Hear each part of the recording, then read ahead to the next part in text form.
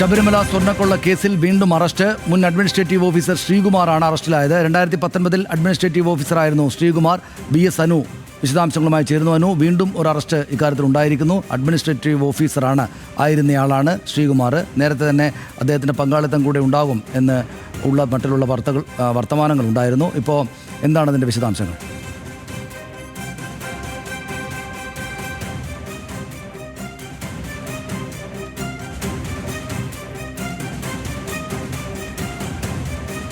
BS അനുവാണ് അതിൻ്റെ വിശദാംശങ്ങൾ നൽകുക. ശബരിമല സ്വർണ്ണക്കൊള്ളയിൽ ഒരു ഇടവേളയ്ക്ക് ശേഷം വീണ്ടും ഒരു അറസ്റ്റ് ഉണ്ടായിരിക്കുന്നു. മുൻ അഡ്മിനിസ്ട്രേറ്റീവ് ഓഫീസർ, അതായത് പത്മകുമാറൊക്കെ ഇരുന്ന കാലത്തെ അഡ്മിനിസ്ട്രേറ്റീവ് ഓഫീസറാണ് ശ്രീകുമാർ. ശ്രീകുമാറിനെയാണ് അറസ്റ്റ് ചെയ്തിരിക്കുന്നത്.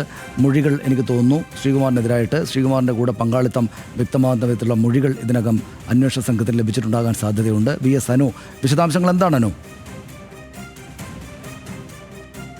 പ്രതികരിക്കപ്പെട്ട ആളാണ് 2019 അഡ്മിനിസ്ട്രേറ്റീവ് ഓഫീസറായിരുന്ന ശ്രീകുമാർ.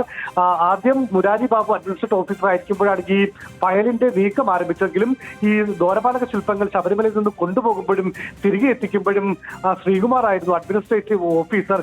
നേരത്തെ തന്നെ ഇയാളെ പ്രതി ചേർത്തിരുന്നു. പക്ഷേ കീഴ്ക്കോടതിയിലും വിചാരണ കോടതിയിലും അതുകൂടാതെ പിന്നീട് ഹൈക്കോടതിയിലും ഇദ്ദേഹം മുൻകൂർ ജാമ്യാപേക്ഷയുമായി പോയിരുന്നു.